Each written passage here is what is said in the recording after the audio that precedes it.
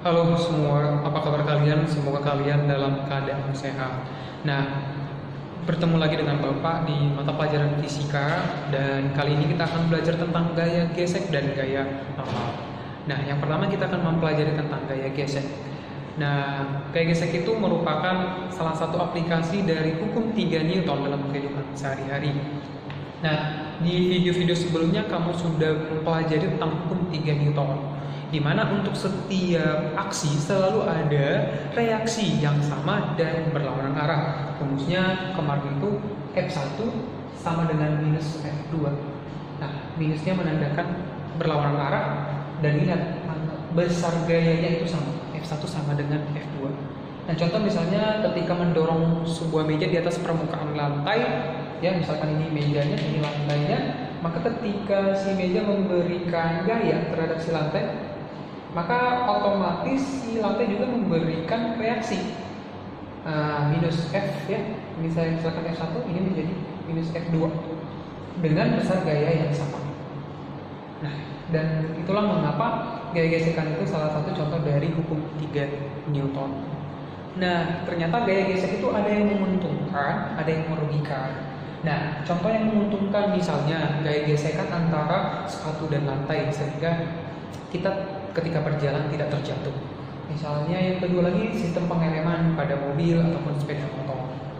Yang merugikan misalnya gesekan pada mesin. Semakin sering terjadi gesekan, maka akan mengakibatkan mesin bisa rusak ataupun aus, ya. Yang kedua, benda bisa terkikis akibat gaya gesekan. Contoh sepatu kita dengan lantai semakin lama akan semakin tipis karena adanya gesekan antara sepatu kita dengan lantai.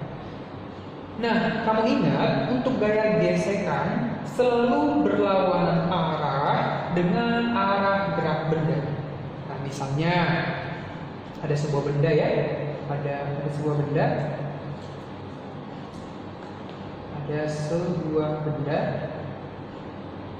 kemudian di sini ada permukaannya. Nah, misalnya gayanya ke kanan, ya, F ke kanan, maka gaya gesek selalu berlawanan arah dengan arah gerak benda. Jadi dia bergerak, jadi gaya geseknya ke kiri. Sebaliknya juga, ya, kalau misalnya gayanya ke kiri, maka gaya geseknya ke kanan. Maka gaya gesek selalu berlawanan arah dengan arah gerak benda. Itulah dia tentang gaya gesek. Sekarang kita masuk kepada gaya normal. Apa sih gaya normal itu? Nah, gaya normal adalah gaya yang tegak lurus dengan bidang sentuh suatu benda yang merupakan reaksi dari gaya berat suatu benda. Nah, pada hukum 3 Newton kan berlaku aksi reaksi. Contoh misalnya sebuah meja yang terletak di lantai misalnya, ya, sebuah meja yang ada pada lantai. Nah, ini dia merupakan lantainya sebagai bidang sentuh dari meja tersebut. Nah, si meja akan memberikan gaya berat, dan gaya berat itu selalu ke bawah. Ya, si meja akan memberikan gaya berat, dan gaya berat itu lambangnya W, itu sama dengan M dikalikan dengan G. Nah, kemudian gaya berat tersebut memberikan reaksi. Memberikan reaksi terhadap si benda tersebut. Maka gaya reaksi tersebut dinamakan gaya normal, di mana gaya itu tegak lurus dengan bidang sentuh benda tersebut. Itulah gaya normal. Nah, dan kemudian ini arahnya berlawanan, ya, dalam hukum 3 Newton.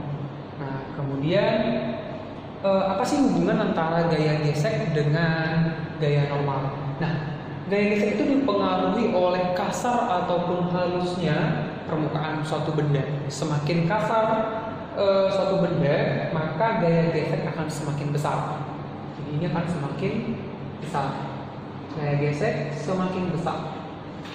Kemudian kalau dia semakin halus permukaan suatu benda, maka gaya geseknya semakin kecil. Jadi yang kasar permukaannya akan semakin susah untuk bergerak, ya, atau misalnya mendorong sebuah benda. Dan semakin halus permukaan suatu benda, akan semakin gampang untuk mendorong benda tersebut. Nah, atau misalnya ada benda antara yang kasar dengan yang halus, misalnya besi, ya ini besi misalnya ya.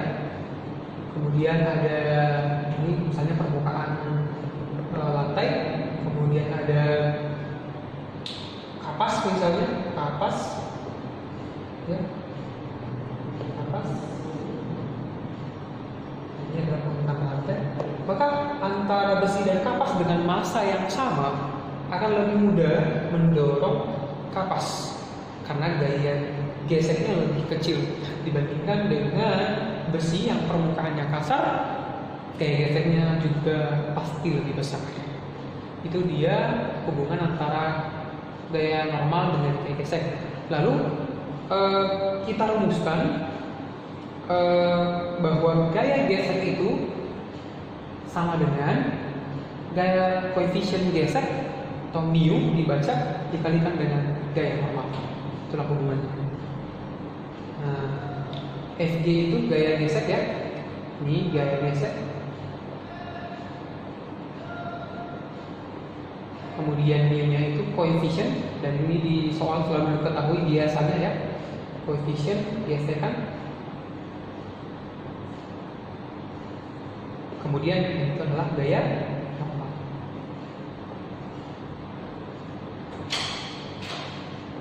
Gesek itu ada dua, yaitu ada gaya gesek statis, ada gaya gesek kinetis. Nah, gaya gesek statis itu adalah gaya gesek yang terjadi pada benda saat diam. Jadi ketika benda diam pun pada suatu permukaan, maka dia sudah mengalami gaya gesek statis. Sedangkan gaya gesek kinetis adalah gaya yang terjadi pada benda selama benda itu bergerak. Nah, sehingga untuk rumus dari gaya gesek statis sama dengan mu s dikalikan dengan gaya normal. Sedangkan untuk kinetis itu mu k kinetis dikalikan dengan gaya normal. Ingat tadi ya, statis itu adalah gaya gesek yang terjadi saat benda ya, gaya gesek saat benda diam. Sedangkan untuk gaya gesek kinetis itu gaya gesek saat benda bergerak. Oke, nah misalnya kamu mendorong sebuah mobil yang sedang mogok. Misalnya ada mobil di sini ya, ini anggap mobil. Ini adalah permukaan yang kamu dorong. Maaf ya, nggak ada bannya. Kita buatkan bannya ya. Oke. Nah, kemudian didorong ya. Ketika kamu mendorong sebuah mobil, pertama-tama ketika kamu mendorong itu terasa sangat susah ya. Kenapa? Karena gaya statis itu lebih besar dari gaya kinetisnya. Jadi lama-kelamaan setelah mobil tersebut bergerak, maka akan semakin mudah. Kenapa? Karena gaya kinetisnya tadi gaya selama bergerak ya, semakin lebih kecil daripada gaya saat dia diam. Jadi saya buat di sini. Kenapa? Karena koefisien statis itu lebih besar dari koefisien dari kinetis. Karena kan rumusnya tadi ini ya, F gesek sama dengan mu kali N. Jadi semakin besar koefisien geseknya, semakin besar pula gaya gesekannya. Jadi karena koefisien statisnya lebih besar dari koefisien kinetisnya, maka otomatis gaya gesek statis itu pasti lebih besar dari gaya gesek kinetis. Oke, itulah mengenai gaya gesek statis dan gaya gesek kinetis. Oke, anak-anak, sampai di sini dulu pelajaran kita hari ini. Semoga kalian dapat mengerti. Jangan lupa terus untuk semangat belajar dan ulangi kembali di rumah supaya kalian lebih paham.